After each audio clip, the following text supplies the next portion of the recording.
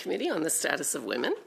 Today's meeting is taking place in a hybrid format pursuant to the standing orders.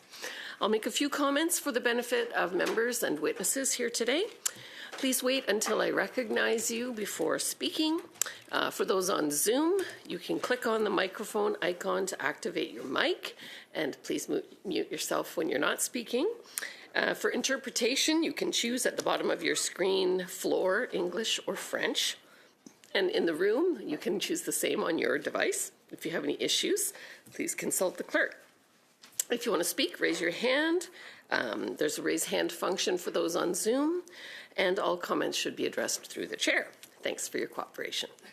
Pursuant to Standing Order 1082 and the motion adopted by the committee on Wednesday, December 10th, 2025, the committee will commence its study of abuse and vulnerability of senior women. Je souhaite maintenant la bienvenue à tous. Now I would like to welcome the witnesses from our first panel. We have the Quebec Association for Advocacy of Retired Persons, Pierre Lynch, President. We also have the Women's Quebec Federation, Sylvie Saint-Amand, President, and Vay McKellion, Associative Life Coordinator. And Help Age Canada, Dr. Rose Jody, Senior Advisor, Gender Equity, Diversity and Inclusion. Welcome. Nous allons commencer par les déclarations. We will start with opening remarks. Mr. Lynch, you have the floor for 5 minutes. Thank you.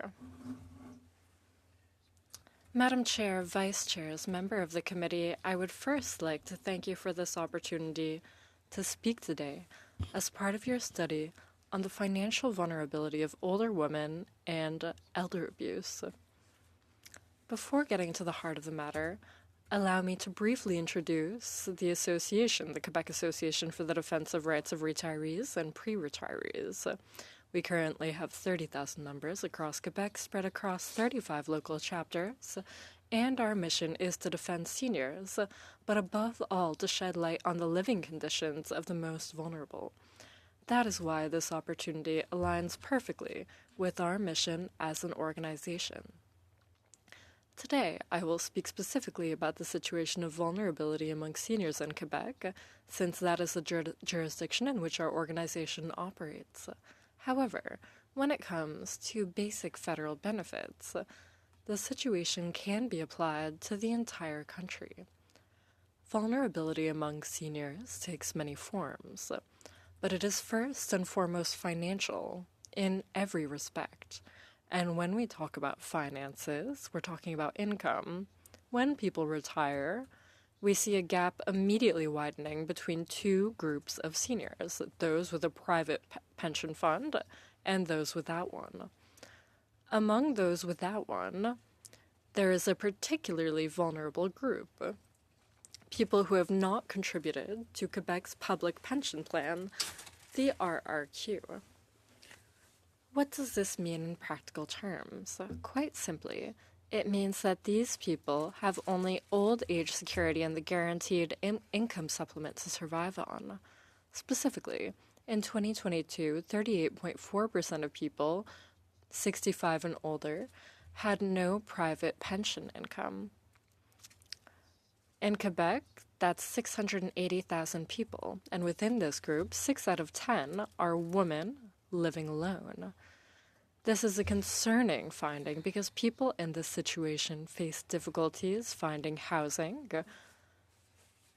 especially during a crisis. They struggle to feed themselves properly. They can no longer afford to go out and engage in social activities, which exacerbates isolation and loneliness.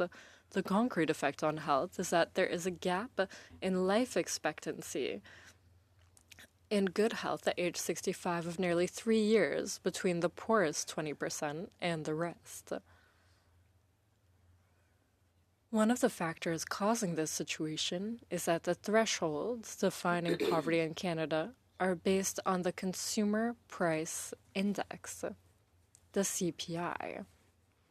The government therefore sets the levels for old age security and the GIS based on the CPI. The problem with this threshold is that it is not high enough to live on with dignity. Seniors are thus forced to make heart-wrenching choices.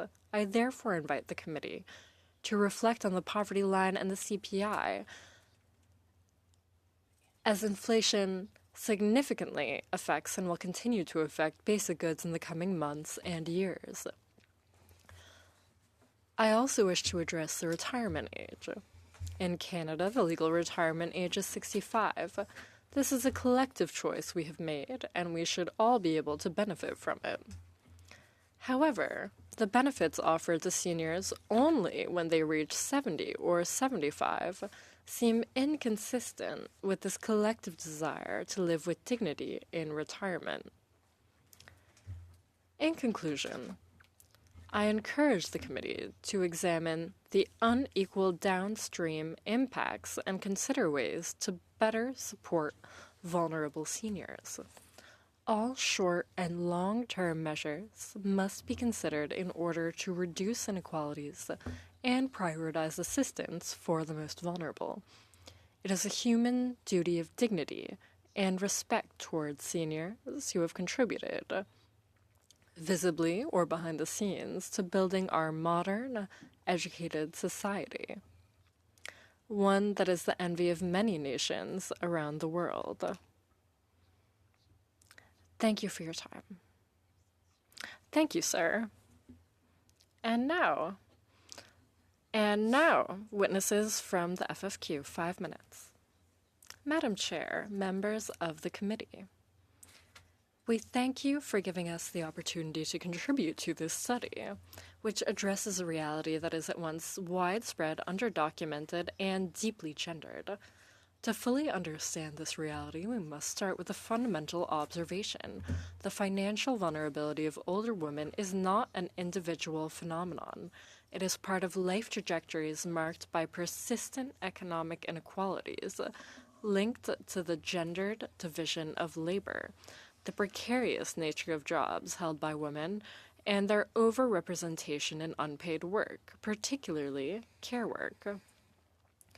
These inequalities are also intersected by other power dynamics, notably racism and inequalities related to immigration status, which contribute to exacerbating the precariousness of certain women throughout their lives. In Quebec, the median after-tax income for seniors is approximately $30,900 a year, an amount barely above the threshold needed to live above the poverty line. That means a large number of older women live in an extremely fragile balance, but this reality is not experienced uniformly across the board. Women who live alone, who are racialized immigrants, or who have had discontinuous work histories are particularly exposed to situations of heightened precarity. This precarity doesn't limit itself to income. It has direct effects on older adults' ability to protect themselves against financial abuse. When a person has very limited financial resources, they are more vulnerable to pressure, manipulation, and scams, and less able to absorb the resulting financial losses. In this regard, it is essential to recognize that social isolation is a central and all too often underestimated factor in vulnerability to financial abuse. This isolation isn't just linked to age, but results from structural barriers, loss of social networks, limited access to transport, economic barriers to social participation, and inadequate services. This isolation has direct consequences. It reduces access to information, limits opportunities for support, and creates situations where women are left alone to face abuse. Financial abuse thrives precisely in these contexts, where shame, dependency, or fear prevent them from speaking out, and where some women may face additional barriers, particularly linguistic or cultural ones. Added to this is a digital divide, which further exacerbates these dynamics in a context where financial and administrative interactions increasingly rely on digital tools. Many older women find themselves excluded or dependent on others due to a lack of adequate support. This situation makes them particularly vulnerable to fraud. In this context, dependence on family members or third parties often becomes a matter of survival and constitutes a central factor in vulnerability to abuse. Financial exploitation frequently occurs within relationships of trust, making it difficult to identify and report, particularly for those already in marginalized situations. In light of these findings, responses must address the structural causes of vulnerability. First, it is key to significantly strengthen federal income support, taking into account the diverse realities faced by women. Second, it is necessary to recognize that fraud prevention can't solely rely on information. People need human support that is accessible and tailored to their realities, particularly linguistic, cultural, and technological realities. Third, and just as essential, it is imperative to invest in measures that break down isolation and empower older women. We must ensure a social safety net and community-based social services that are best equipped to detect indicators of vulnerability. This involves, in particular, providing ongoing funding for women's centers and community organizations, which serve as safe spaces where women can gather, build connections, and speak freely about their experiences. A woman who is no longer isolated is better able to recognize a problematic situation and ask for help. These spaces also play a key role in prevention, particularly by offering tailored training to develop digital skills. Learning to use technological tools and recognize fraud schemes is a concrete way to reduce vulnerability. Finally, it is necessary to rethink. In conclusion, financial abuse of older women can't just be reduced to a matter of fraud. It is part of a broader set of conditions, precariousness, isolation, and the digital divide that must be addressed holistically, taking into account the structural inequalities that affect women differently. Thank you. Merci. Thank you. Now, Dr. Jody, you have the floor for 5 minutes. Thank you, Madam Chair and members of the committee for the invitation to appear today. At Help Age Canada, our focus is on healthy aging, community well-being, and preventing mistreatment of older adults across Canada. My remarks today are grounded in Canadian evidence and frontline community experience. Through federally supported initiatives, including funding from Women and Gender Equality Canada, Help Age Canada works alongside the community-based senior service sector, which plays a critical role in reducing isolation, addressing barriers to access, and supporting low-income older women living along through trusted local supports.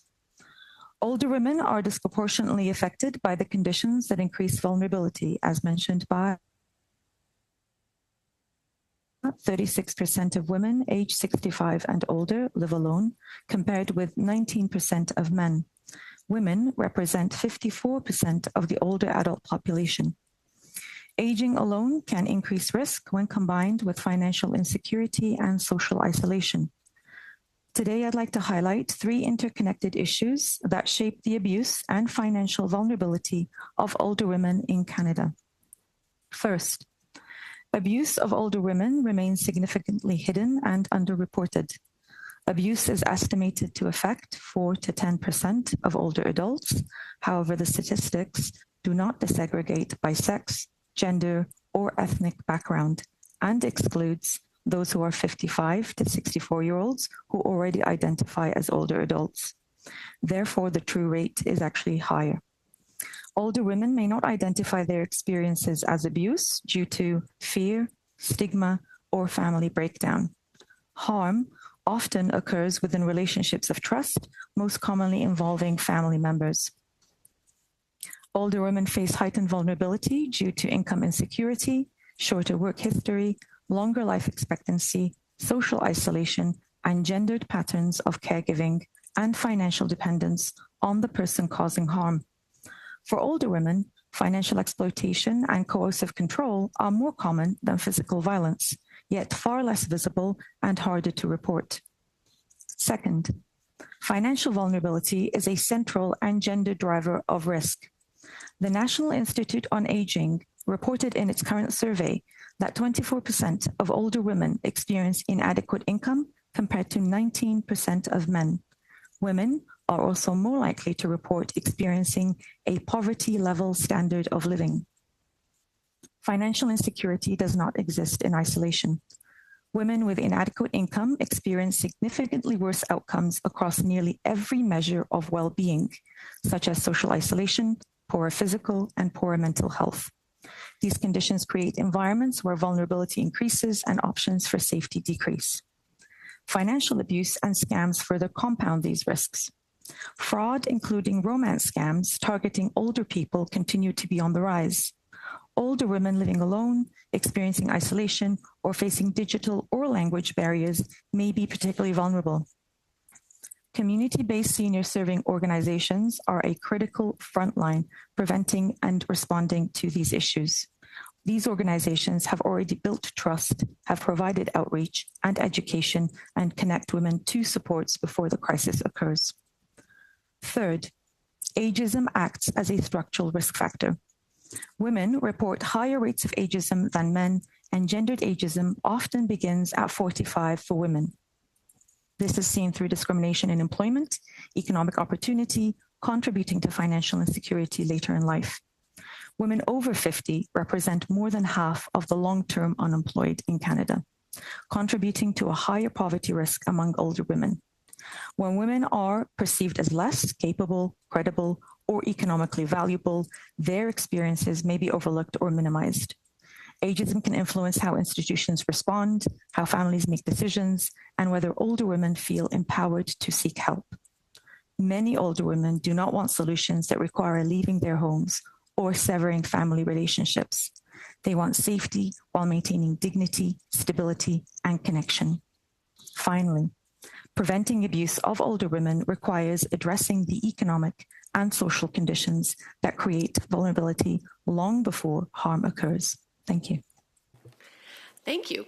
Now we're going to move into our first round of questions. When there's 1 minute left in the round, you will see the yellow card. When there's 30 seconds left, you will see the red card. And we're going to start our round with Ms. Cody for 6 minutes. Hi, thank you, Chair, for everything. I really appreciate this opportunity of having you witnesses here today to discuss what I feel is a really important issue that hasn't been properly addressed. In my writing, I'm hearing a lot of concerns and issues.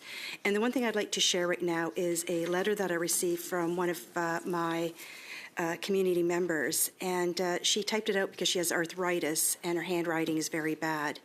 And I send out newsletters, and this was her response. I have never before had to use the food bank, but now it is the only way I can afford to eat and cover my rent each month.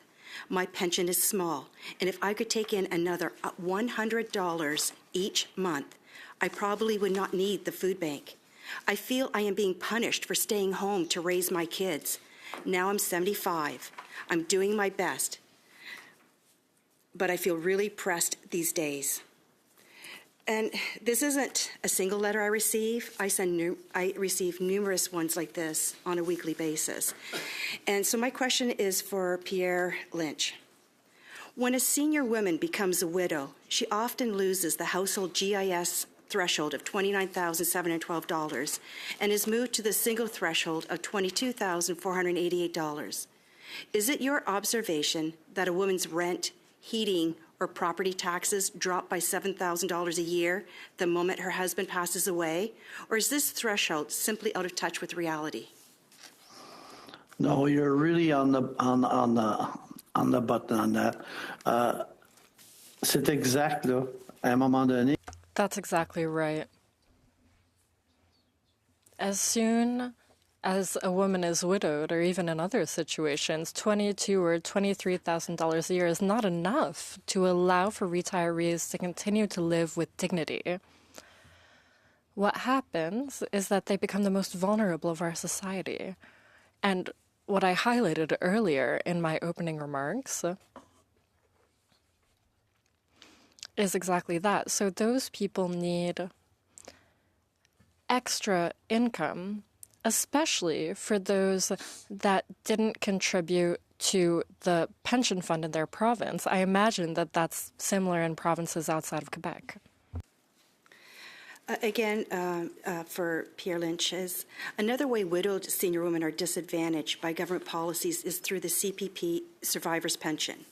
When a woman's partner passes away, she becomes eligible for her survivor's pension, but it can never exceed the maximum individual CPP payment. Effectively, a household could go from nearly $3,000 in CPP down to $1,500 when a spouse dies, and the government takes back the deceased partner's pension. Do you see this as reasonable, especially when women often have lowered individual CPP contributions due to time spent outside of the workforce caring for children? Ouais, c'est vraiment inacceptable comme situation, là, parce que présentement, ces gens-là, That's an unacceptable situation. That doesn't allow them to live a retirement in dignity. A lot of people communicate with our association and they tell us that they're going to food banks. Others tell us in Quebec around 5% of new homeless are elderly. And so there are initiatives that must be taken. We have to adjust income. For the most vulnerable, we have to target financial help that we need to give them in order to allow them to live with dignity, like those who have adequate pensions. Okay, I'd like to move to Rose Judy for a question. There are a lot of challenges that either only affect or have a much higher effect on women. Leaving the workforce to care for children, women-related health issues, just to name a few. What are some ways these women-specific challenges manifest themselves later in life in retirement? So a lot of the issues that we find women do face in their younger years do exasperate as they grow older, as they do prevent them from really achieving to support and resources as men do in later life as well. So whether it is their caregiving situations, looking after dependent children or family members, or maternity leave, for example, all those seem to exasperate more in a secure place and living with dignity in later life. Thank you. I'll go back to Pierre Lynch. CMHC data shows that the gap in core housing need between men and women actually widens as they age, hitting 14.6% for women over 75. Effectively, the government has ignored age-gender dynamic in its national housing strategy. What things do you see need to change to adequately address this? c'est une bonne question. C'est sûr qu'avançant en Great question. As they get older, women have a harder time finding adequate housing. Sometimes they have to live somewhere that's unhygienic or inadequate because they don't have the money. And I come back to income because we don't have the money to buy things. Well, we'll stay in the same situation and we won't be able to have a dignified retirement. Housing, well, there needs to be more community housing. More housing that allows people to not spend more than 30% of their income on rent. And at the time being... Sorry to interrupt, that's the end of her time. Now we're going to Madame Manard. Vous avez la parole. You have the floor for 6 minutes. Thank you, Chair. Thank you to all witnesses who are here. Your opening remarks, really, I find them very touching. I have weekly discussions on that subject in my writing. I'm really worried about the issue, and I think that this committee, for those in person, there has been quite a lot of note-taking. Be assured of our high level of interest in the subject. The committee will also come out with a report and recommendations. So those are possible solutions, and we would like ways to collaborate as well. You all mentioned this issue. This term you used, isolation, loneliness. Sometimes opening remarks can be brief. I'll start with the FFQ. speak to that. Speak to the consequences and financial consequences of isolation and loneliness of senior women.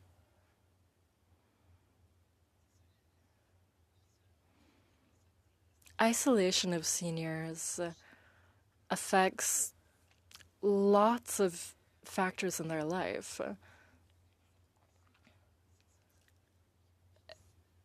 It's perhaps because women stayed home to take care of their kids.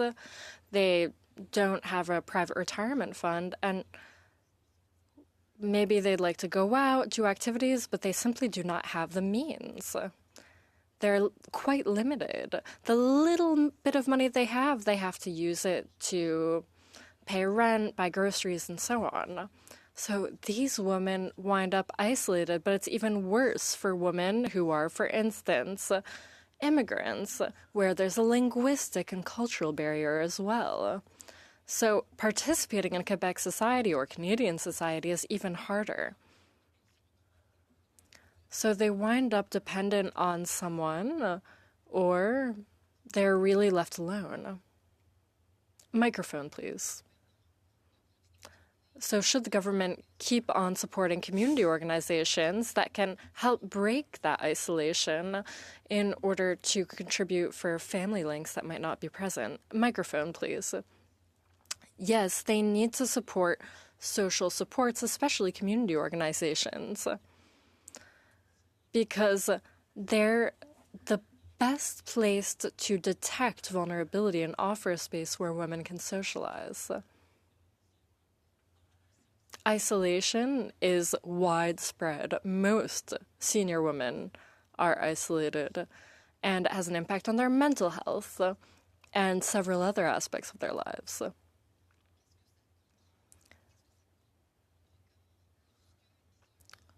When isolation is broken, what happens? When these women can create more links, social links, what does that prevent? Well, breaking isolation is good for mental health. So they have a better quality of life, and then they participate in society better overall. So they can leave the house, they can meet people. That makes them more socially and politically active. They can play a full-fledged role in society. Now, Dr. Judy, we don't have much time. We spoke of financial vulnerability, but also financial abuse. You use the term coercive control. That's part of this big umbrella of different types of abuses. Financial abuse, well, you've noted that in your organization. The Minister for Justice introduced C-16, which aims to criminalize coercive control. Could that have an impact on financial abuse? It definitely does. Women who are usually isolated are actually more likely to take either more financial risks due to that vulnerability, or rely and be dependent on others to make financial decisions for them. And usually those people that they could be relying on do not take their best interest at heart. Suivant votre expertise, justement, Dr. Judy, vous travaillez auprès... In your opinion, when you work with different demographics, you evoked financial abuse, and you said there's often a link of trust, or that coercive control is committed by those who are close to the victim. How can we better ensure that those people are able to denounce that financial abuse? Talking about abuse in general really is going to be a very sensitive matter, especially if it's a family member that is causing the harm to the person. And as a result, building that connection between the person and community is really a very important door to allow the person to be able to speak up when they feel comfortable enough to do that.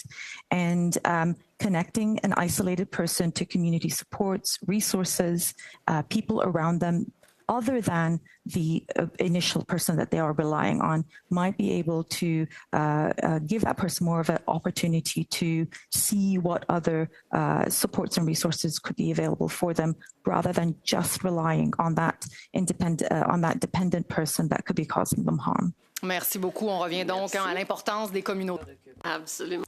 Thank you very much. So that shows communities are important. Now, Madame Larouche, 6 minutes. Thank you very much, Chair. Thank you to all of our witnesses. This is a very important study. The opening remarks really worry me. We knew that elderly women have difficult finances, and thank you to all of the witnesses for being here once again. Moreover, there's a whole other aspect, elderly women in society.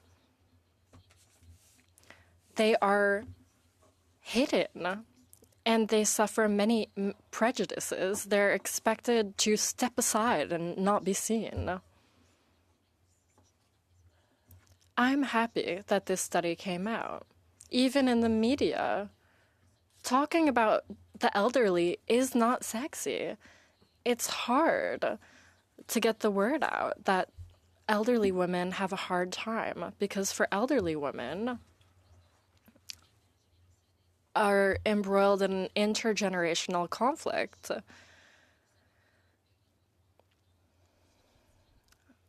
And when you have that debate, everyone has criticism. So that really worries me. Mr. Lynch, in your opening remarks, you spoke to two classes of the elderly, those who have private pension plans and those who do not, those who live on the GIS and the OAS.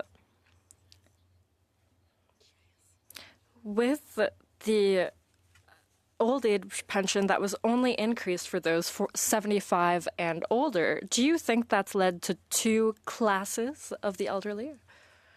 Absolutely, yes. At the time being, needs at 75 are just as large as those from 65 to 74. In other words, when you have limited income, there's no other way to increase your income because you are not able, or perhaps the physical ability, to work.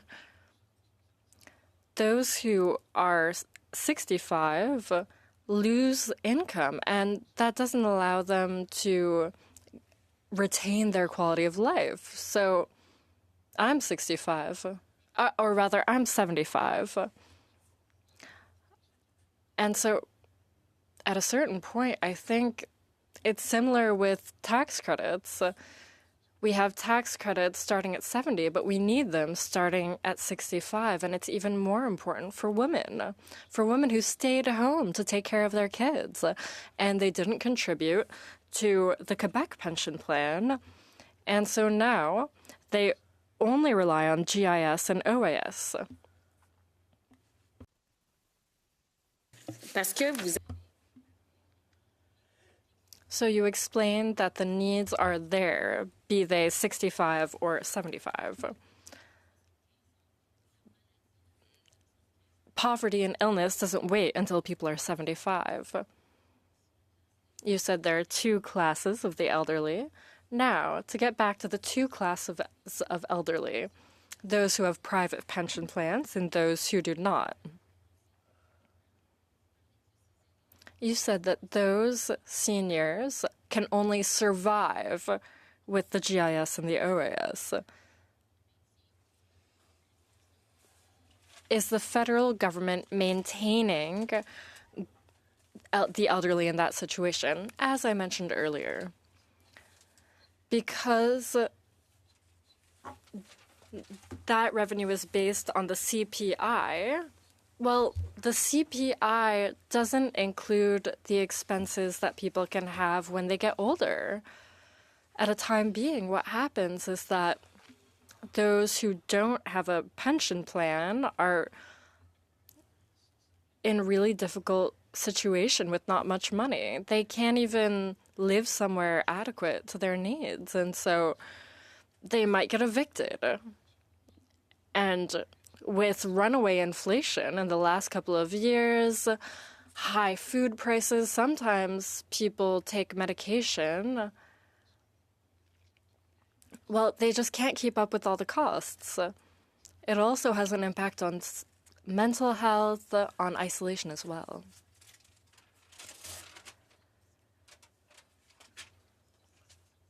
Six out of 10 people in that situation are women who live alone. Has the federal government's policies failed for equality? We also have to look at help for the most vulnerable. How can we help that 60% of women who live alone? How can we improve their situation so everyone has the same old age pension regardless of their age?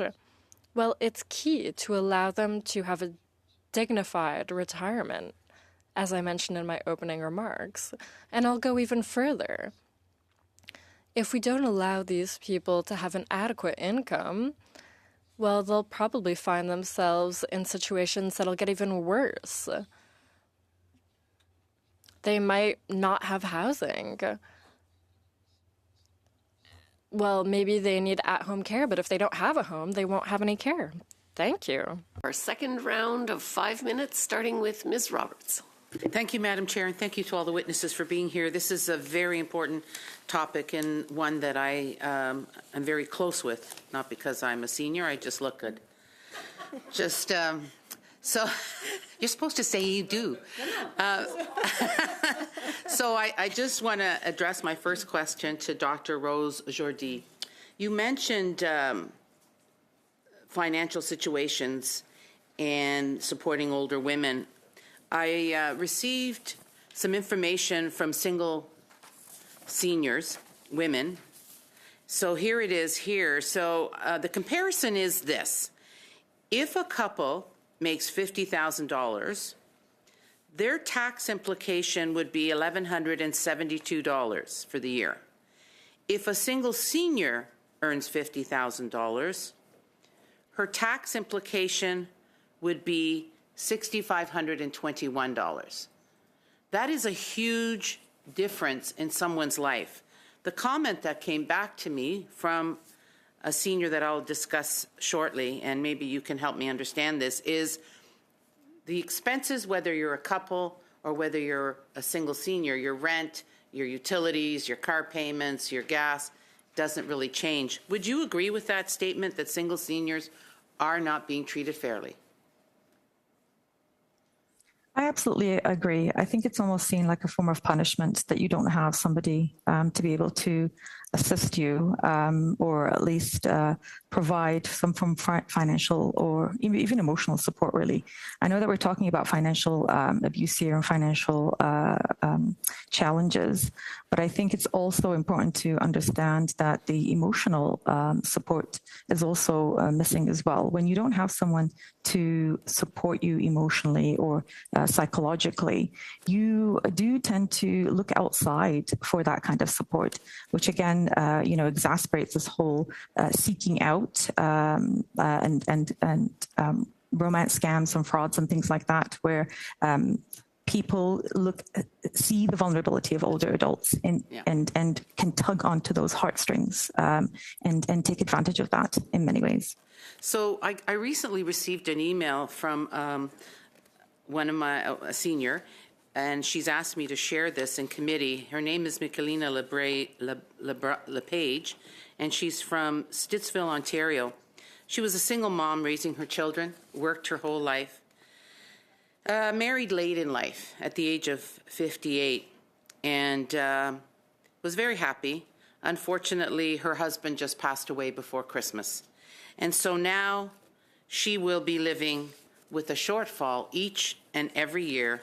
And I spent some time on the phone with her because I wanted to better understand what it is that is going to implicate her life. And she will be short each and every year between $700 to $1,000. So she's had to make a decision. Do I cut a meal out, or do I go back to work? She's decided to look for a job. The problem is the unemployment in her area there isn't any opportunities for her. So her question to me is, why is it the government gave her a death benefit and she was taxed on it? She loses part of her husband's pension. Her home still has expenses. It's a modest. She lives in a community that is gated with seniors, so the costs are down. It's a very modest 1,000-square-foot home, 2-bedroom. What would you say would help this individual? Would it be an advantage to her? Argument is her husband paid into it. He worked for 45 years. Why is she being taxed, and why is she getting only 60%? What would you say to the senior? Sorry, I'm assuming the question is to me. It is. Sorry, doctor. I apologize. That's okay. No, that's fine. Absolutely. It is an unfortunate situation, and it's a very difficult conversation to have sometimes with people about why it seems that life seems to be unfair to those who choose or sometimes don't choose particular life trajectories. And it's going to be a difficult conversation. I unfortunately will not have the solution to that. However, the only, I guess, assistance we can give them is to be able to advocate and continue to advocate on their behalf and see what we can do to move forward with allowing all people to live dignified lives. I think that is really should be our goal, regardless of what options they choose in their lives. Thank you. Thank you. And now we'll go to Mr. Chen for 5 minutes. Thank you very much, Madam Chair. First, allow me to thank all the panelists here today for providing your testimony to this committee for our study on the abuse and financial vulnerability of senior women. A number of you spoke today about the compounded impacts of racialization and immigration status on older women. My parents are racialized immigrants and first-generation Canadians. A few months ago, in fact, I was shocked when my mother, whose first language is not English, told me she received a seemingly legitimate text message, supposedly from her bank, asking her to click on a link. She said she was further compelled by the urgent nature of the text. Thankfully, however, she decided against clicking the link, but this could have easily turned out differently. To Dr. Judy, you raised 3 important issues today, including abuse, financial vulnerability, and ageism. When it comes to financial abuse, could you explain how scams such as the phishing text message that my mother received can exploit gender-specific vulnerabilities as well as those who face barriers such as language? That is a really great question and a huge issue.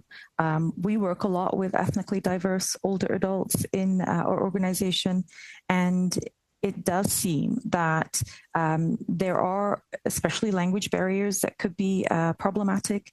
People who don't really come from a place where they had a trusting relationship with organizations seem to be also very afraid of breaking the law without them knowing that, because of their fear of consequences in their mind that could occur. When we don't know the language, when we don't have people that we trust that may know the rules and the laws the way that we think is needed, we tend to rely on information that comes to us in ways that seem adequate and seem appropriate and legit. And so language barriers, but also the isolation of older adults are 2 important factors that make them more vulnerable to believing things that are not true. When you don't have someone that you trust, that you can share information with, you tend to rely on your own instincts sometimes and think that this seems as legitimate as it needs to be. And I think that kind of those kind of challenges really put particular people who they don't have people that they can speak with openly and in a trusting way more vulnerable to believing things that aren't true.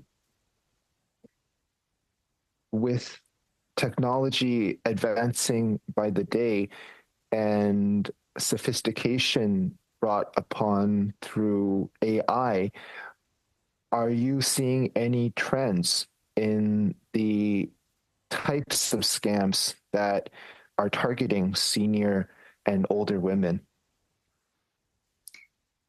It reminds me actually of something that just happened recently where with deepfake and AI, people have started to believe in images and bits of information that has been shared on social media as true, especially the older adult population who are grasping sometimes technology as best as they can and cannot still differentiate between things that are real, authentic, and things that have been fabricated.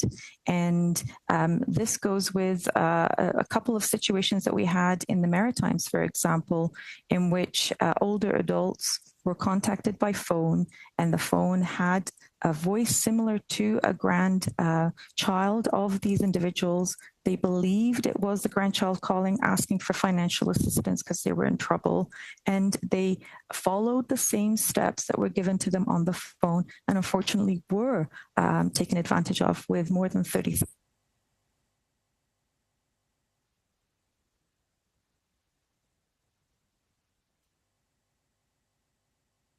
La présidente, point d'ordre. Yes, point of order from Madame LaRouche. I think we're having some technical freezing. We've advised Dr. Jowdy if she can close as many applications as possible. So we'll try. Her connection is a bit unstable, but I think we'll go ahead. But I think she was saying $30,000 was the consequence, correct? Excellent. All right. And Mr. Chen, I've returned your time to you.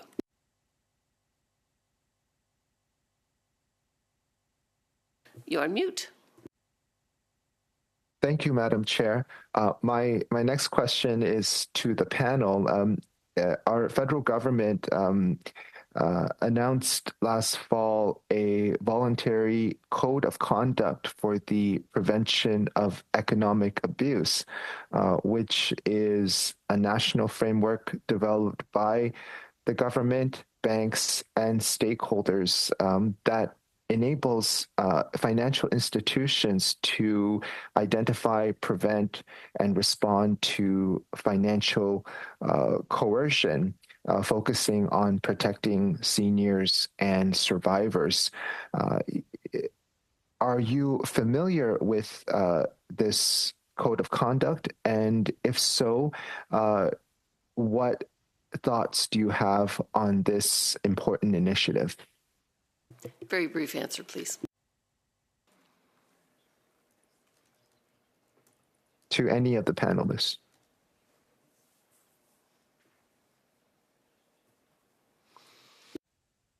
That's your time. What I would ask is if the panelists do have answers, if they could send them into the clerk, that would be very good.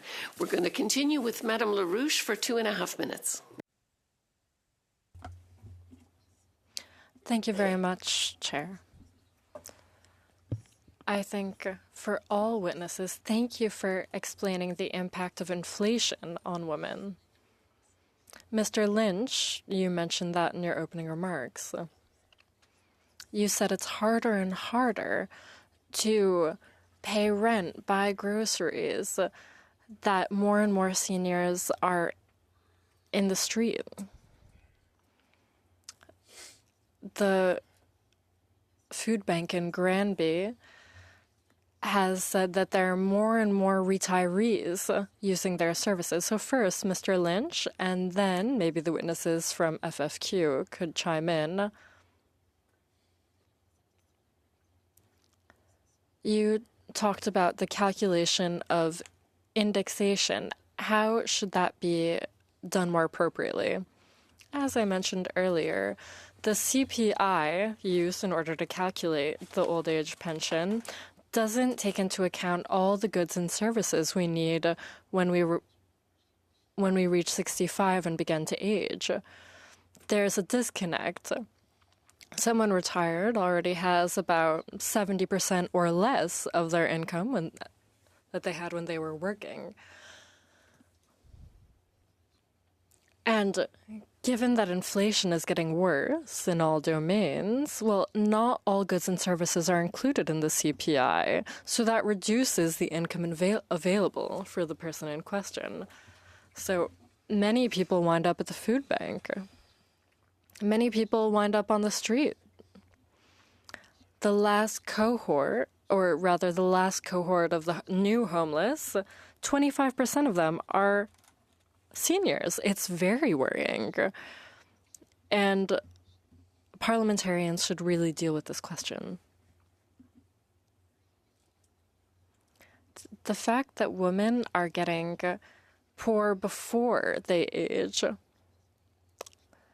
The young women of today are the old women of tomorrow. And you have to see how poverty affects women before they age and how the cost of living is going up for everyone who cannot ensure that they can have a dignified retirement. So there's really work to be done before 65. Thank you, Madame Vian. You have 5 minutes. Thank you very much to all of our witnesses. It's so interesting what you've been saying. I thought of Quebec, the heritage law that was recently passed. I'm glad we did that for women. And I also think of all the groups that help women. For instance, the nurse practitioners of Quebec that are very present in rural areas. One of my grandmothers, who had 14 kids, the other one had 19, she never got a check. But the very second that the first time she got a check, it was the federal pension check. She had this feeling, I'm getting this check and I get to do what I want with it. She was experiencing financial autonomy for the first time. I'm really interested in everything you said, but especially financial abuse. Yesterday, or the day before yesterday in La Presse, there was a file on pregnant women who are homeless. Often they're raped.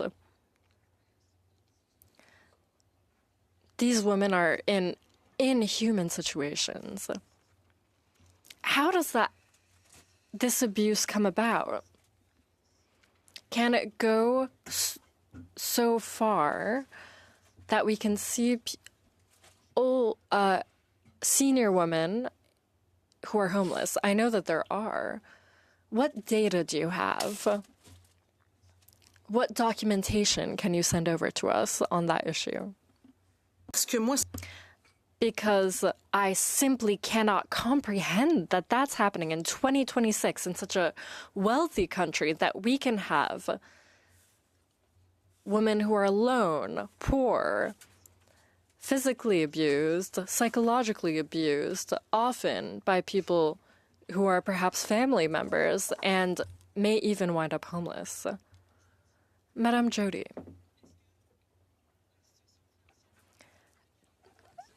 Does elder women's financial precarity, can that lead them to be homeless? Absolutely, it can. And when we talk about financial abuse, I just wanted to also make sure that we all realize that abuse doesn't happen in one form. And it also doesn't just, it isn't just one form of abuse that occurs.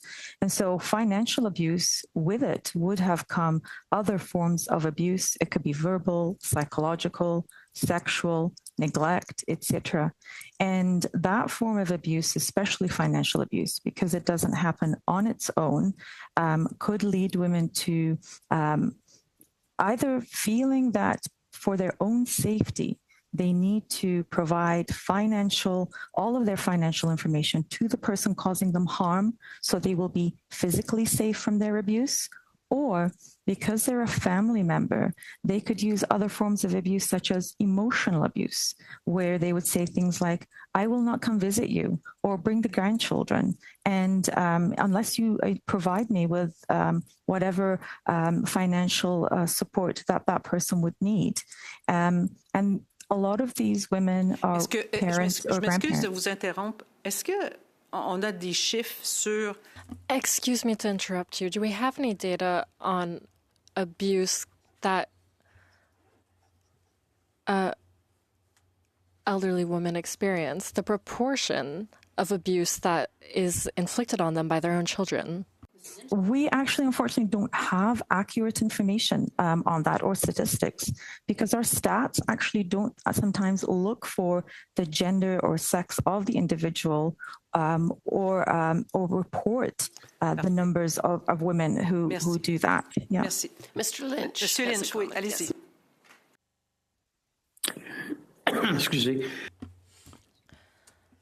Yes, I think that we're at a point where we need to change our approach to aging at large. Now, 25% of Canadians will be 65 and older in 2030. And on a social level, we need to adapt our measures and our practices. We need to have another way to deal with the issue. Both in our attitude and our actions, we need to rethink aging in Quebec and Canada. That's our conclusion. End of your time, I'm sorry. And now we go to Ms. Nathan for the last 5 minutes of this panel. Thank you, Madam Chair, through you. Thank you for all your presentations. Working with the vulnerable population pretty much all my life, I understand the importance of this study today, and the statistics that you are providing will really help us in making recommendations. So thank you for that to begin with. In your presentation from your organization, you mentioned women over 50 or close to 50 who are permanently unemployed or long-term unemployed. Can you talk a little bit about what led to that and a little bit about that population? Because they're not quite seniors, but they are not able to find work because of their ageism. So if you could talk a little bit about that, I would appreciate it.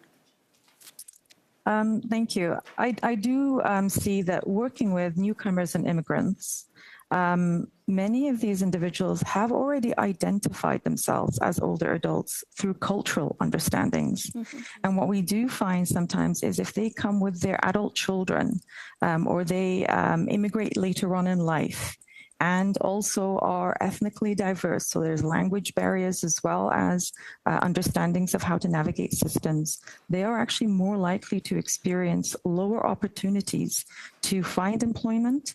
They are more likely to see discrimination occurring as a result of their ethnic background as well as their immigration situation. And many of them might also have children who culturally continue to rely on them. And so when we look at how our system is also built, it does take a very Western lens on older adulthood, aging, and how we raise families and caregiving. And I think we do need to realize that we are a growing immigrant nation as well. And our systems and laws and policies need to align with the diverse populations that are growing older in the country. Thank you for that. Can we talk a little bit about what kind of awareness and education that we might be able to provide that would help seniors kind of mitigate this early on in life? Because we all know how our life is going. We financially plan most times. So what is it that we are missing that we are finding seniors in these predicaments besides the financial assistance that's coming to them? But we are placing a lot of emphasis on youth learning, managing themselves financially with financial planning. So what is it that we could do or provide in terms of awareness and education? Anybody to the panel, yeah.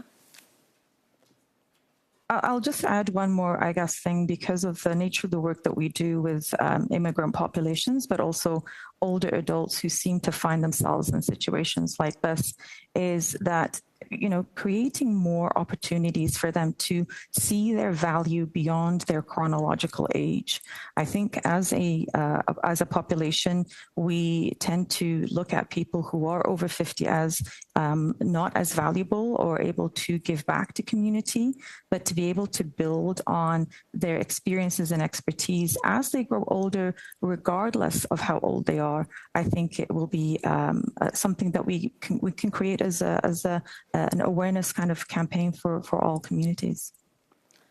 Thank you. And my last question to you, Dr. Rose, is that in some other, because like you mentioned, we are a country that accepts a lot of immigration from other countries, and the senior label is different in different countries. And some countries you could retire as early as 50 or 55. How does this affect or play into or factor into when we call older adults here, and in the mentality and also the abuse that comes along with that? I want to highlight that many of the immigrants that may come to Canada may come from countries in which the system of retirement itself might be foreign to them. Or as you said, the age is different and the form of assistance is also foreign to them or not a norm.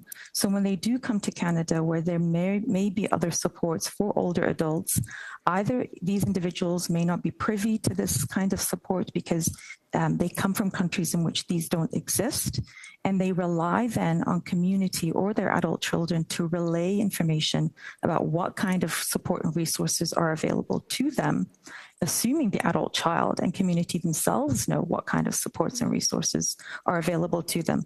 And the term senior, when translated into other languages, can be seen as a derogatory, undervaluing, and disrespectful term. And so we are trying to steer away from using the word senior and referring to people as older adults, older persons, or older people when translated to other languages will come across as more of a respectful term. Excellent. Thank you.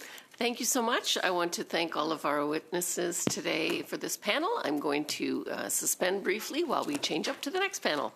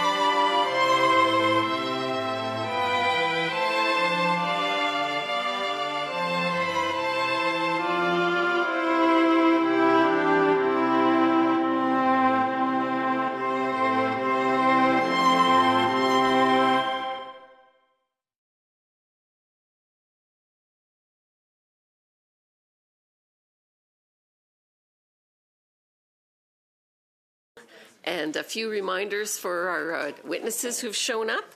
Please wait until I recognize you by name before speaking. If you're on Zoom, you can choose the language of your choice down below, English, French, or Floor. Same for the witnesses here in the room. And if you want to speak, raise your hand. All comments should go through the chair. And so now I'd like to welcome our witnesses. We have from the Alberta Elder Abuse Awareness Council, Joanne Blincoe, who's the Executive Director. We have l'Association d'Entraide La Chaînon. La Chaînon Association, Sonia Caudet, President and CEO. From the Waterloo Regional Police Service, we have Detective Michael Payne. Welcome.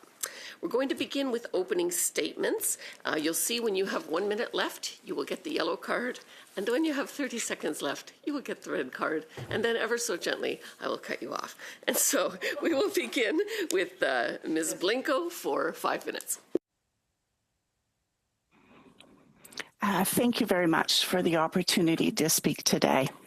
As said, my name is Joanne Blincoe, and I work with the Alberta Elder Abuse Awareness Council. Our focus is on strengthening community response to elder abuse across Alberta through coordination, education, and support for frontline service providers and communities. Every day we see the impact of elder abuse on older adults and their families. Elder abuse can take many forms, including financial exploitation, emotional abuse, sexual abuse, neglect, and physical harm. One of the most difficult and least visible dynamics we encounter within these forms of abuse is coercive control. Coercive control often underlies many situations of elder abuse. It involves patterns of manipulation, intimidation, isolation, and control that limits an older adult's independence and ability to make their own decisions. This can include restricting access to money, isolating them from family and friends, monitoring their communication, or pressuring them to sign legal documents such as powers of attorney. Unlike a single incident of abuse, coercive control often develops slowly over time. Because of this, it can be extremely difficult for older adults, families, and even professionals to recognize what's happening. We also know that older women are disproportionately affected.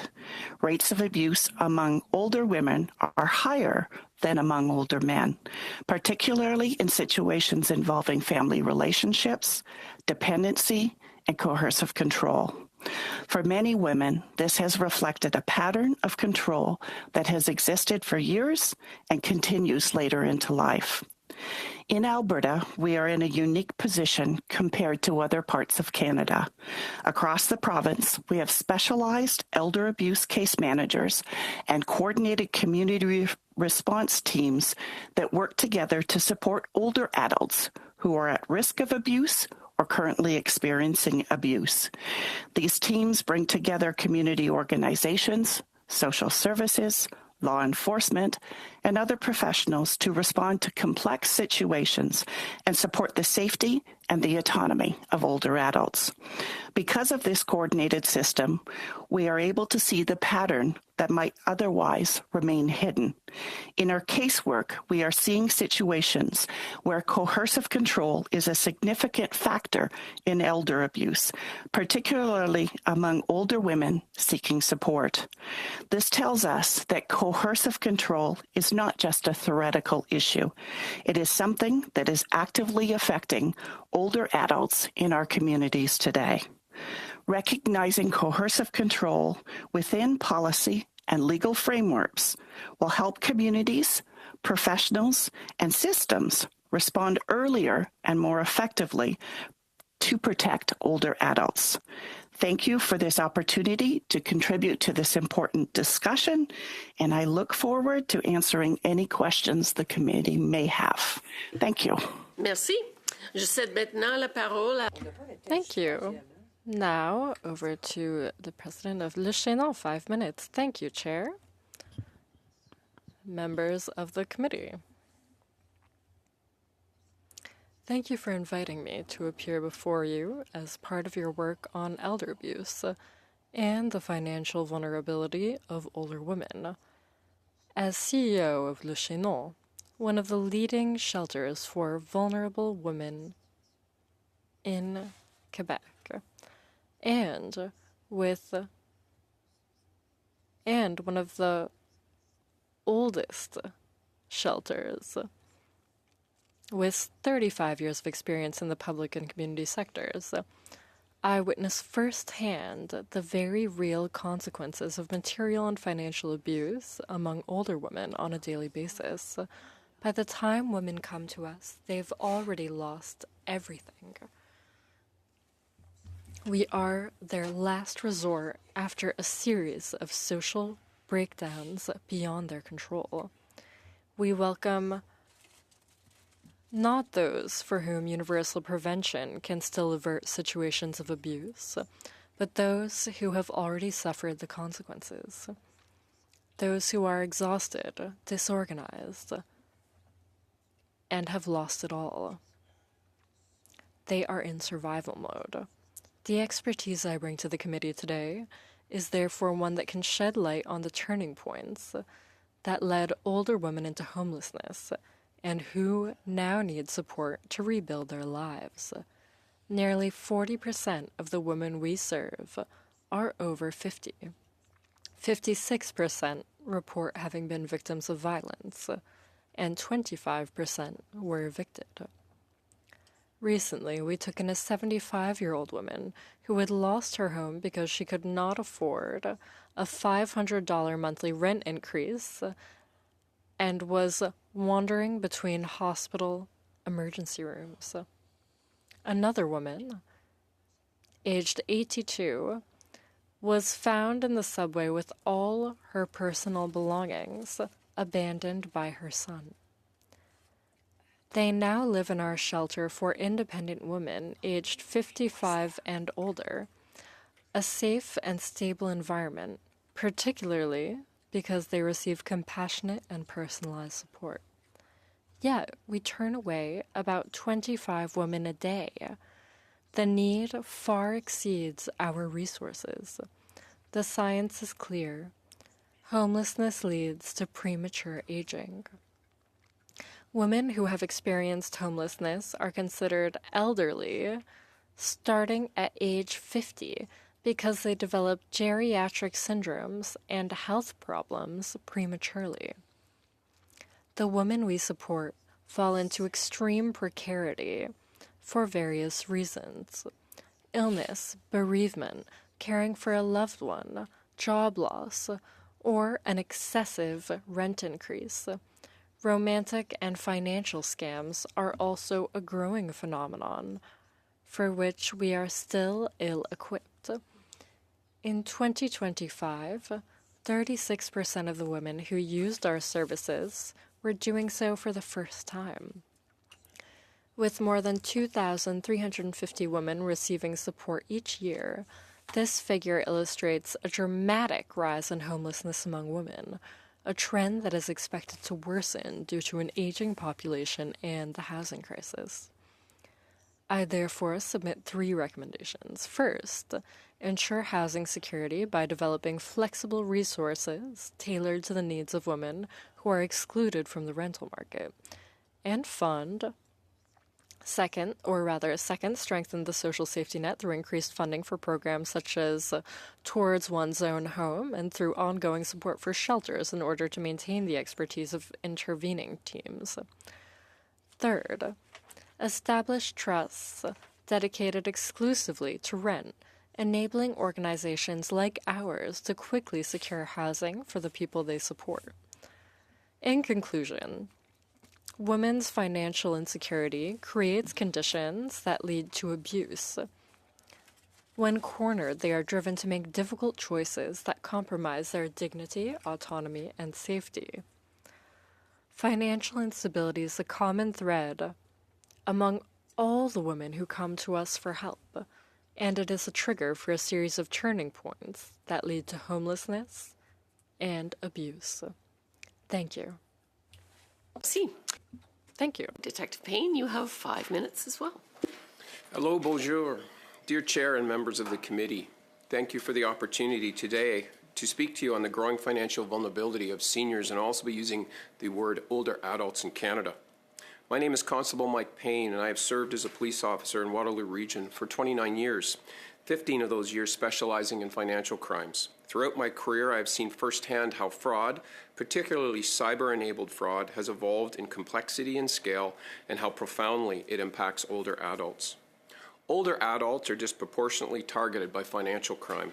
According to the Canadian Anti-Fraud Centre, in 2024 alone, Canadians lost $643 million to fraud. This represents nearly a 300% increase since 2020. And critically, only 5 to 10% of fraud incidents are ever reported to police or government agencies. In 2024, older adults over the age of 60 lost $178 million to frauds such as the investment, romance, and emergency scams. The true cost of fraud is likely in the billions, not millions. Older adults are specifically targeted because they are often accumulated significant savings, are more trusting of authority-driven scams, are more isolated, making them vulnerable to manipulation, and experience shame that prevents reporting. For every adult who comes forward, there may be 9 others who do not. The rapid development of AI tools, deepfake voice technology, and synthetic media has fundamentally changed the fraud landscape. Fraudsters no longer need to approach victims physically. They enter their homes digitally from anywhere in the world with AI-generated voices that perfectly mimic loved ones, deepfake videos or images, automated chat responses, large-scale targeting made possible through data harvesting. The grandparent, also known as the emergency scam, has evolved into a highly sophisticated scheme where a fraudster can imitate a grandchild's real voice or image in distress within seconds. These technologies are drastically increasing victimization and putting enormous strain on police services that are not equipped with the equivalent technological tools. With increased use of digital platforms, responsibility can no longer fall solely on victims or local police services. We must hold all digital stakeholders responsible: internet service providers, web search platforms, social media companies, and online advertising platforms. The very AI technology used to target seniors must also be used to protect our seniors. I urge the Government of Canada to consider policies requiring platforms to deploy real-time fraud alerts, scam-driven warnings, AI detection tools, mandatory interruption measures for high-risk transactions or communications. Similar to the nationwide alerts we receive on cell phones for emergencies, older adults and all Canadians should receive built-in warnings when fraud indicators are detected, not only on our phones, but by text, email, and online searches. Canada has strong and compassion-driven systems for supporting victims of violent crime, particularly women and children. But the same level of support does not exist for victims of financial crimes. Far too often, fraud victims, especially older adults, are met with skepticism, stigmatizing comments, lack of trauma-informed support, no meaningful path to restitution. I have personally heard comments within the system such as, "How could they be so greedy? How could they be so dumb?" These attitudes deepen shame and prevent reporting. We need a national change in mindset and a coordinated approach to victim support. I recognize and appreciate the steps the federal government has already taken to elevate fraud as a national concern, as noted in the recent federal budget. But we need more movement, more coordination, and more resources. Canada needs a national fraud response strategy, including federally funded support for victim services, cross-jurisdictional investigation teams, a national reporting and response system, public awareness campaigns to reduce stigma and isolation, AI-powered early warning systems. Fraud against older adults is not just a law enforcement issue, it's a national economic and public crisis issue. Scams targeting seniors are growing faster than our current system can respond. Without strong, coordinated leadership, Canadians will continue to lose hundreds of millions of dollars, and many seniors will lose their independence, security, and dignity. I respectfully urge the committee to treat this issue with the urgency it deserves and to champion the development of a nationally coordinated, federally supported approach to preventing fraud and supporting older adults and victims. Merci, and thank you for the opportunity to present before you. Thank you. Now we're going to our first round of questions, and we'll begin with 6 minutes. Ms. Cody. Thank you, Chair, and through you. I really appreciate all of the witnesses coming out today. Your background and advocacy allow you to share such important insights that are very informative to this study, a very important study. Fraud and scams are targeting seniors. It's an issue many of us are hearing about in our communities with increasing frequency, and I appreciate everyone being here to share their experience with us. I'd like to start with Detective Payne. I'm hoping you can help the committee better understand the level of victimization among older adults. In your experience, why are these older adults so frequently targeted, and how has the nature or scale of these scams evolved in recent years? Thank you. They become very complex. Our older adults often are online and they don't know that they're being targeted. They don't know that they're being manipulated, or we use the word phished, P-H-I-S-H, right? They're trying to initiate the scam. We do know that there's lack of awareness. Through many platforms, we try and create that prevention, but there just isn't enough. We also know that some of our older adults can be isolated. Now, most of them are online. I compare that to many of the presentations I do. They are on Facebook. They are on social media platforms. But they don't know the risks that are before them. We need more of a prevention and more of a media campaign to talk about the risks to investment, to romance scams, to emergency scams.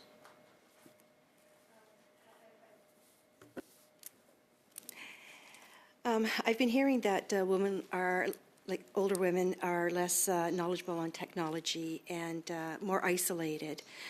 So I'd also like to ask about the growing role of technology, particularly artificial intelligence, voice cloning, and the deep fakes that you mentioned. I'm hearing from residents who say these tools are making scams far more convincing.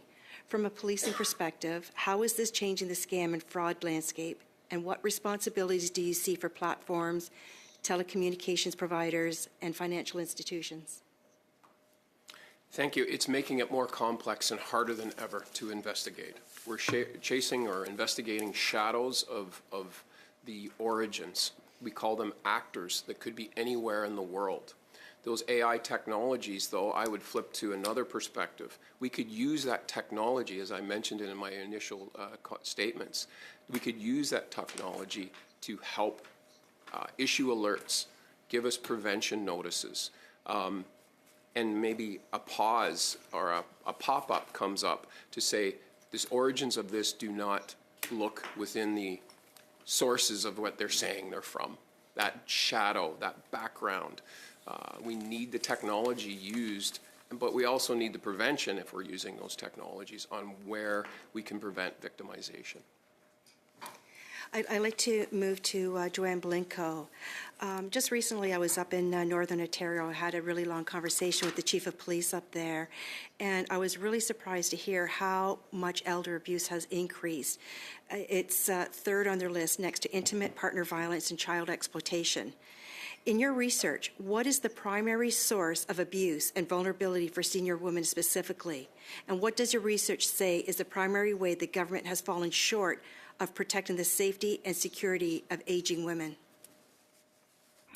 Thank you very much.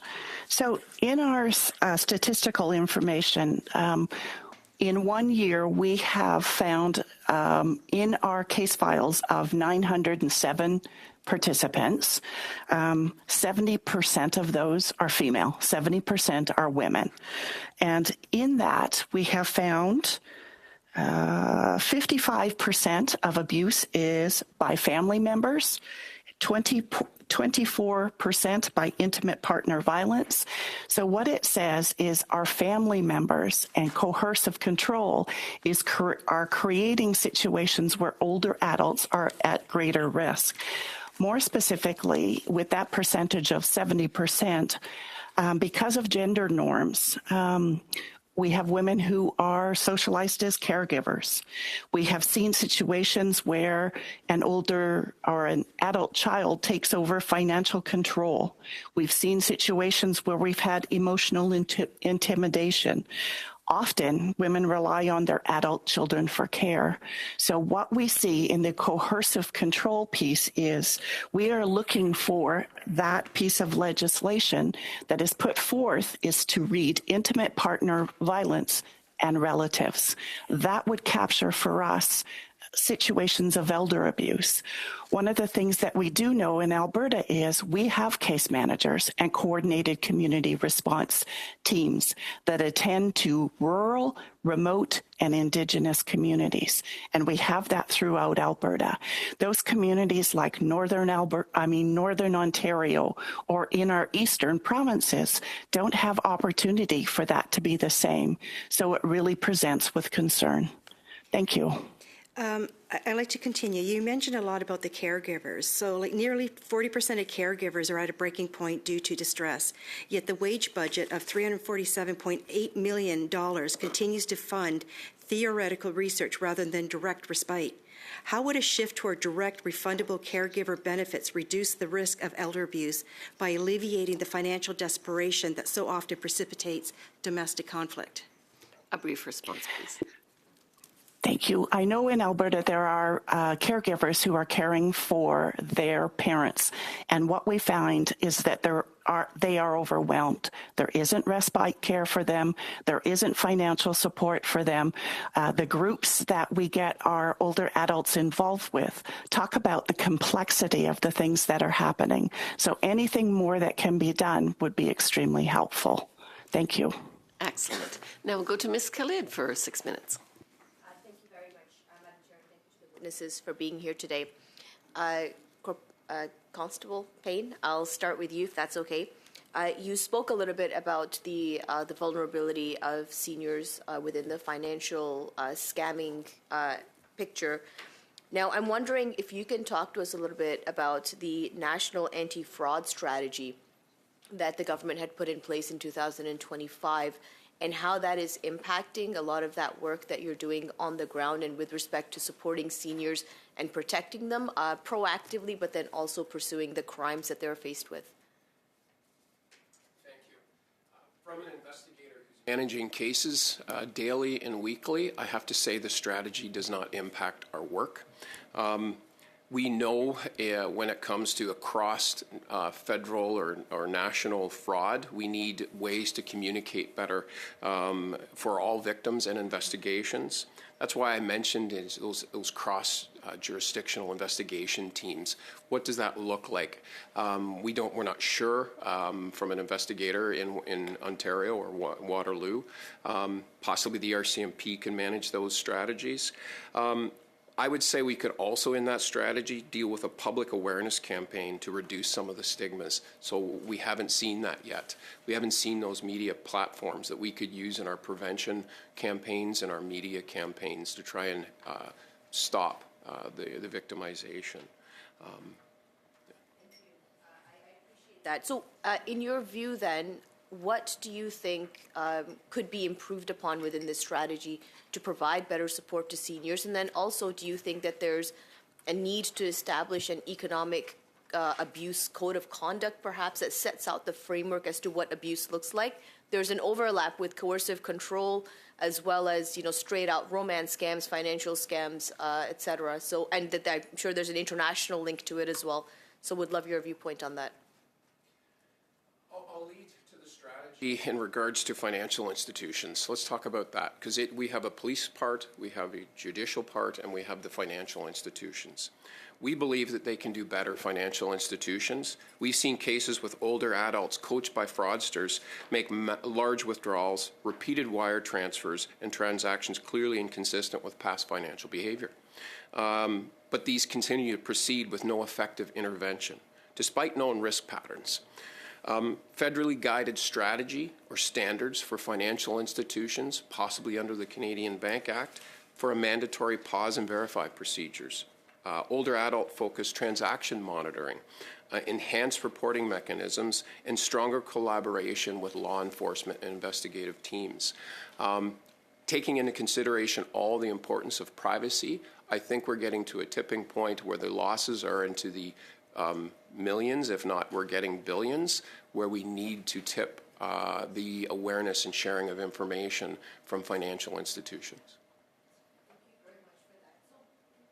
Building on that, and I'll turn to Ms. Cote and Ms. Blincoe as well. There seems to, from what Constable Payne has said, there seems to be kind of a spectrum between abuse and vulnerability. And ultimately, when we're looking to protect seniors, there's three main aspects in my point of view. There's financial security, there's personal safety, and then there's dignified living, which I think as a whole of government we need to develop better supports on.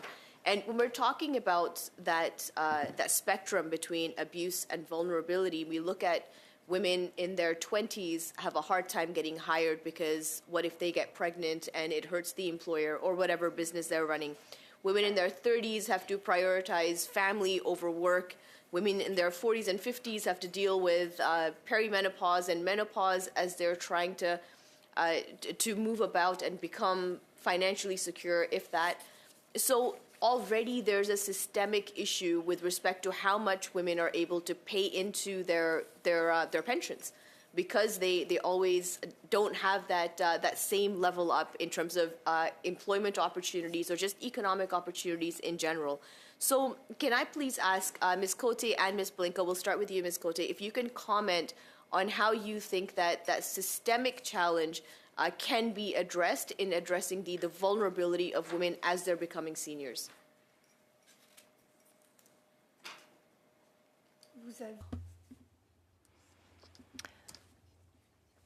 You illustrated the cumulative effect of incidents in a woman's life very well, from her youth entering the job market to her elderly years. And it doesn't happen on accident. The data shows it. Women arrive at retirement age with an income that's 26% lower than a man. So we need to act upstream, which is exactly what you explained to us. So at the level our organization operates on, well, when women come to us, they have four major issues: low income, health issues, physical health issues, mental health issues, and unstable housing. Very complex case files. When we don't act upstream, what happens? Well, women come to us and they're extremely vulnerable, and you explained that very well. And that's your time. So I think if Ms. Blinko could at least send her response to the clerk, that would be very good, or we'll catch you on the next round. Now we'll go to Madame LaRouche, 6 minutes. Merci beaucoup, Madame la Présidente. Thank you very much, Chair.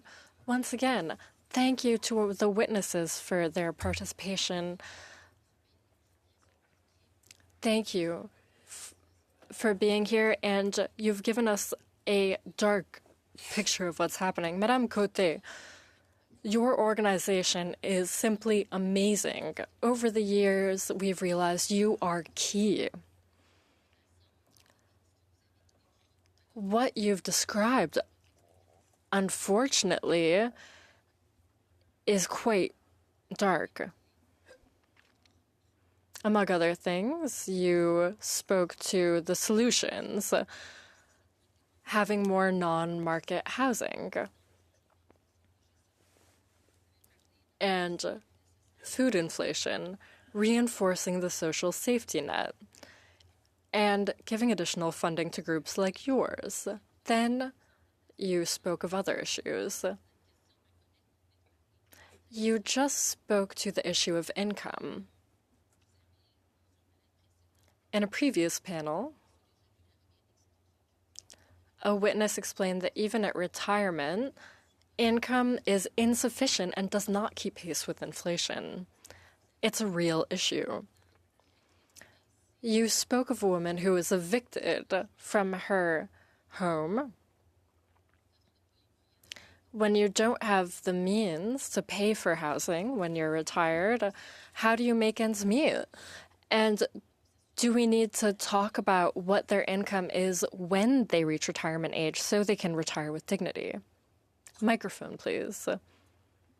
It's clear for us at our organization that having subsidized housing is key to ensure that women can leave a state of economic vulnerability and can leave their abuser's home.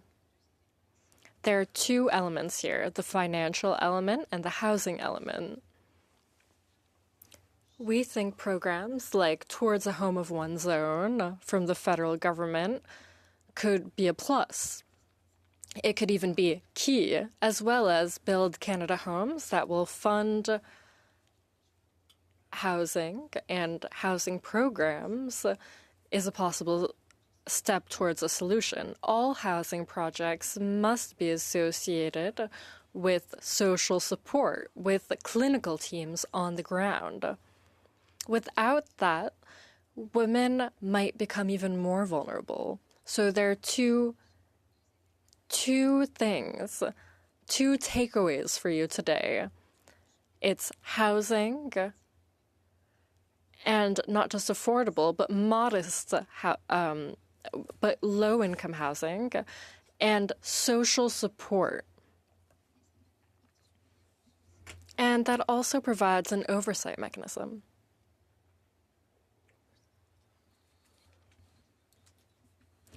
You spoke of housing. How old was the woman who was evicted, who had a $500 rent increase? 72. 72.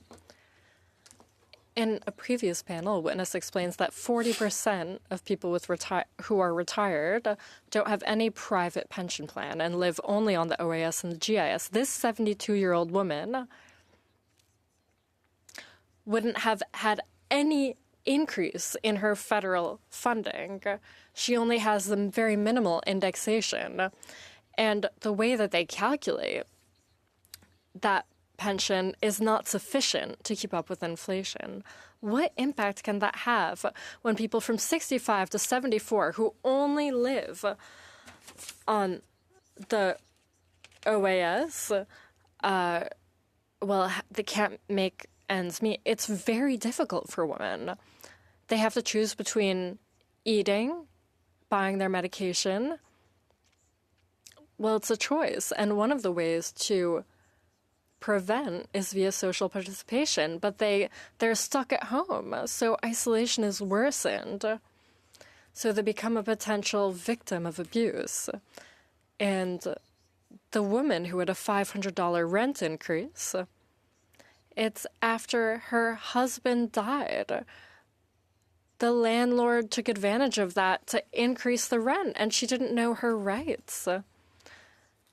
She didn't know if she had the right to refuse the rent increase, so she went through all of her savings and wound up in the street.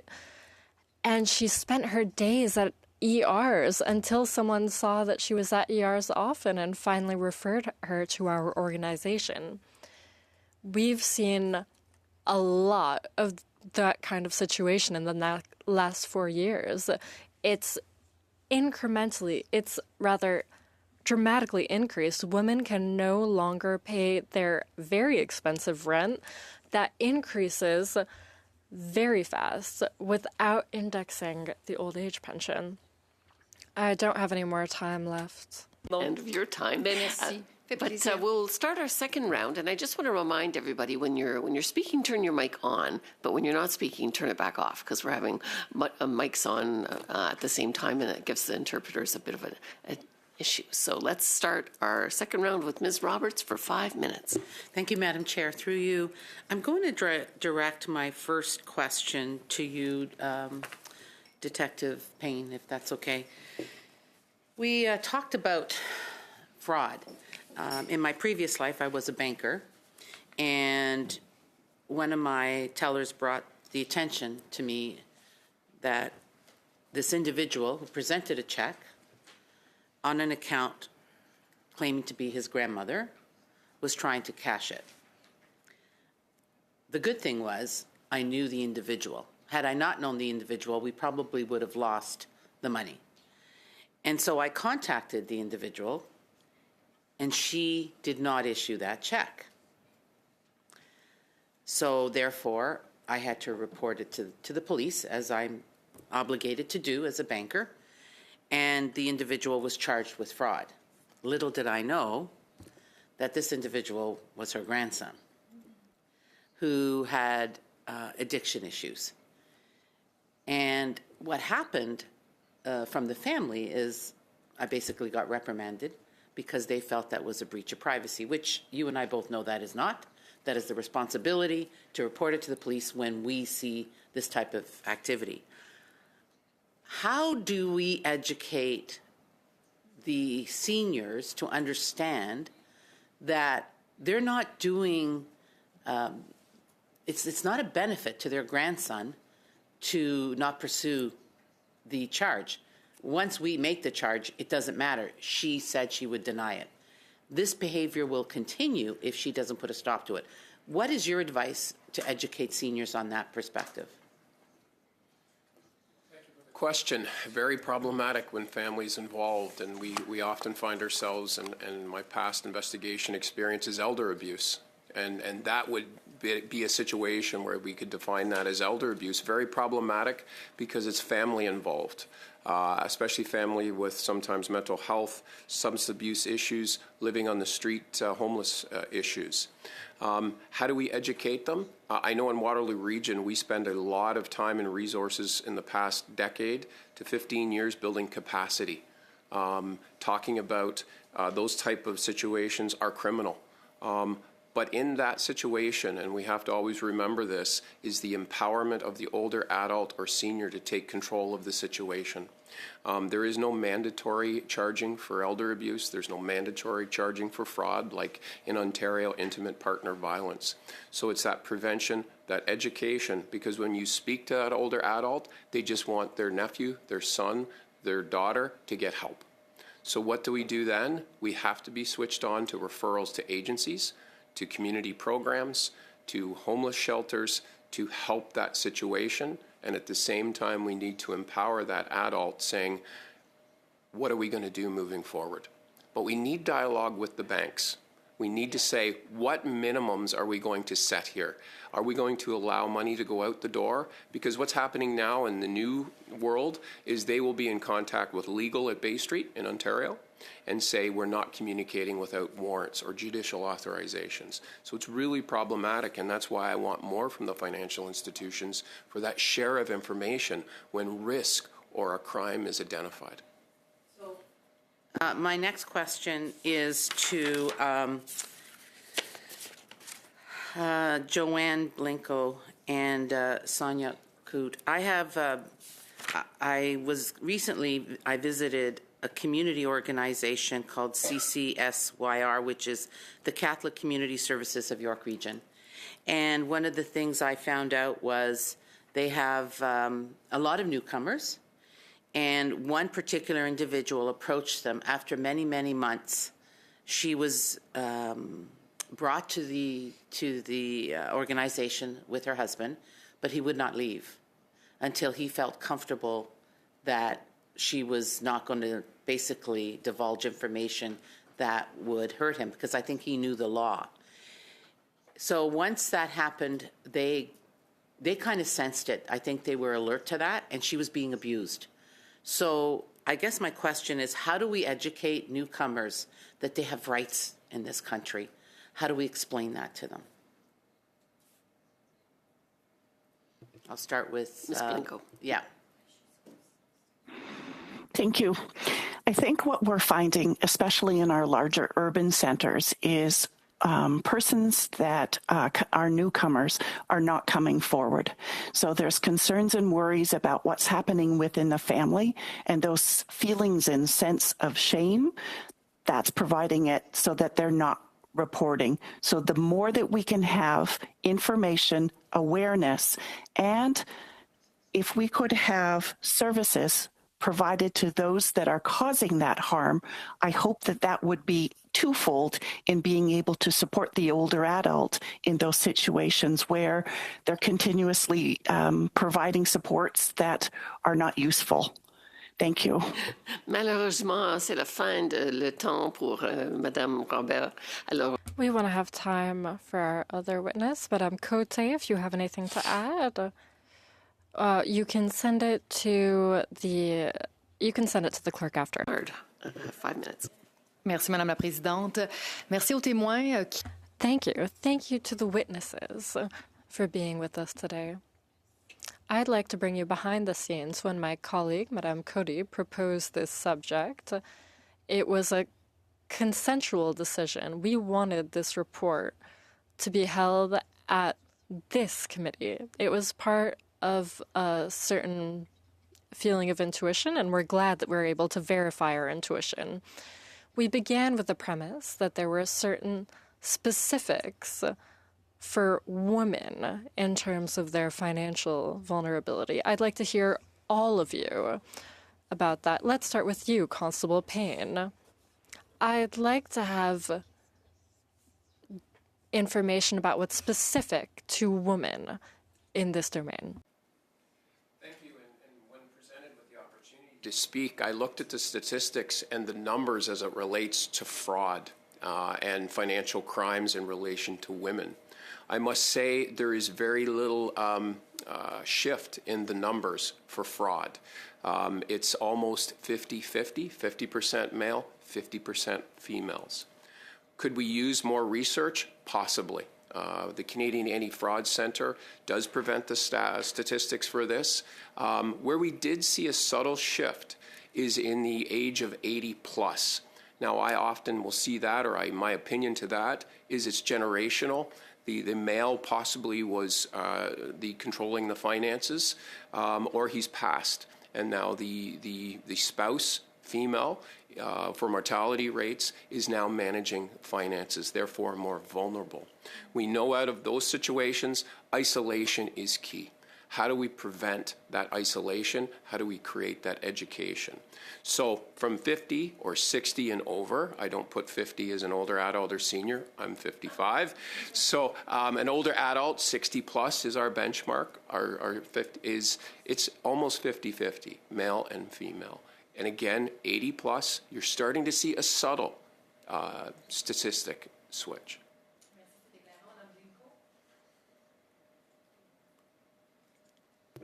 Madame Blinco. Madam Blinco, would you like to add anything? I think what I would see is women typically live longer and they rely on their adult children for care. And I think that makes them more susceptible to the elder abuse that does occur. And when we look at male perpetrators or those persons causing harm, what we're seeing is that emotional intimidation looks greater when it's coming from a son towards their mom. And so they also typically are those ones who are taking financial control of the situation, and the older woman loses her sense of autonomy in what's happening. So it does present as great concern with regards to elder abuse for older women. Thank you. Merci. En effet, ça ajoute au paysage. Madame Côté. Do you have anything to add, Madame Côté? Microphone, please. For me, the financial aspect is undeniable. Another element is domestic violence. Most victims are women. And that's what makes it particularly pertinent that your committee be examining the question. Madame Côté, I salute your exemplary engagement in order to reach gender equality. I know that you weren't there when your organization was founded in 1932. Can you explain financial vulnerability of women and women's living conditions and how things have changed in the last few years and will change in the next few years? Have things been the same in the last 80 years, or have they changed? Violence that women experienced, that's constant. That has stayed the same. And added to that, since the 80s and 90s, are mental health issues, serious mental health issues, then physical health issues, especially because of the aging population. That's what we've seen. There's also an increase of precarity linked to immigration status. So when women arrive in the last 5 years or so, there's an increase, practically double the amount of newcomers who are very precarious. They don't have health insurance, and that's very worrying. And what we're seeing that will come in the future, Mr. Payne explained it well, that's romance scams and financial scams that are hybrid now, that are also growing and leave us speechless and with very little means to stop them.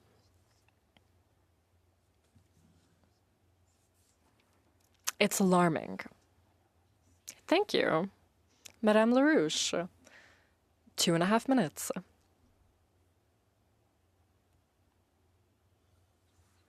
Thank you very much, Chair. Madame Côté, we've understood the need for housing and working against and working for more housing. There's also an income issue, and that really worries me. Why aren't we more worried about the social safety net for seniors? Please speak to the idea of a trust to pay rent. That would be for organizations like yours. Please speak to that issue. That really is in the same vein as your colleague's comment. Recently, with financial scams and romance scams, we've seen women who have lost their home and wound up homeless. I've spoken about this with my colleagues recently. We all agree that if we could have a trust that would allow us to pay rent, as well as an intervention team, we could help these women avoid homelessness. We don't know how exactly this trust would be put in place, but this would allow us to ensure that rent would be paid despite the scams, because stopping a scam, stopping a romance scam or a financial scam, a hybrid financial scam, I mean, if it's too complicated for the police, well, then it's really going to be difficult for us to stop it. So we're thinking, how can we make sure women can hold on to their housing? And if we had a trust to pay rent, that could avoid these women winding up in shelters or on the street where they are very vulnerable. There are more and more women who wind up victims of violence on the street. Madame Via, 3 minutes. Well, with 3 minutes, I'll need a quick responses. Madame Cote, what you've said today gives me a chill. So women are more vulnerable than men. We've understood. Do you see situations where when women are homeless for the various reasons that you've named, like romance scams,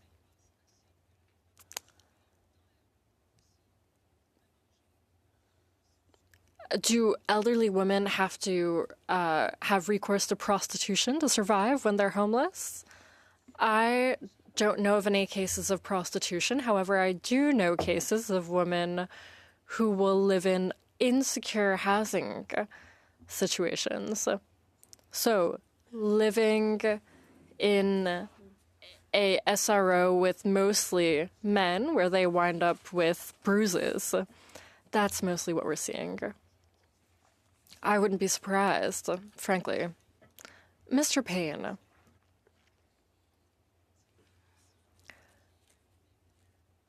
People who experience abuse often experience it from those that they trust. Maybe women being abused by their sons. Is it possible that having a power of attorney, or rather, can having an order that allows you to take over someone's finances and administrative affairs be used as a tool of abuse? Absolutely. In my previous investigations with elder abuse, power of attorneys, trusts, all were tools for abuse. And it's problematic because all across Canada, each province deals with it very differently. So absolutely, power of attorneys, trustees are tools, can be used if not educated properly. Sometimes there's no knowledge of that tool and how to use it, but they can be used without checks and balances in place for abuse. All right, and we'll go to Ms. Nathan for the last 2.5 minutes. Thank you, Madam Chair, through you.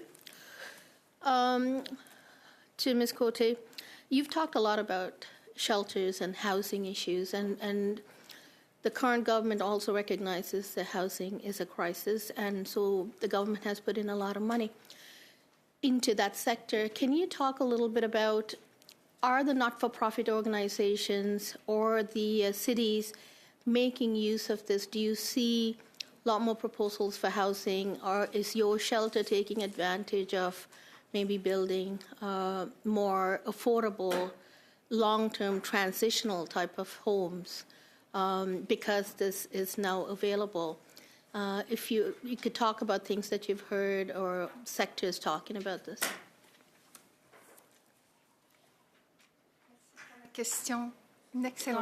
Thank you for your excellent question. We conduct oversight every day to ensure that we're aware of all programs in Canada and in Quebec and on a municipal level so that we can develop either shelters or transitional housing or permanent housing. So we are aware of every opportunity. We try not to miss any opportunities. We've become social developers because of the situation. community organizations need new expertise, and this new expertise isn't always recognized in the funding model.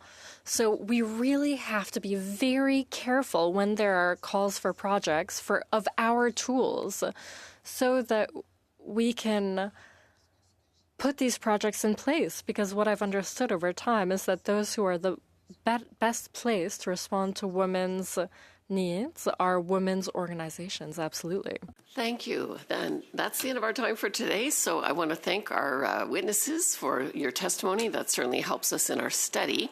We'll be back Thursday for committee business. Now, I understand our witnesses would like to have a picture with the committee after we adjourn. So is it the pleasure of the committee to adjourn? Done. All right. I think...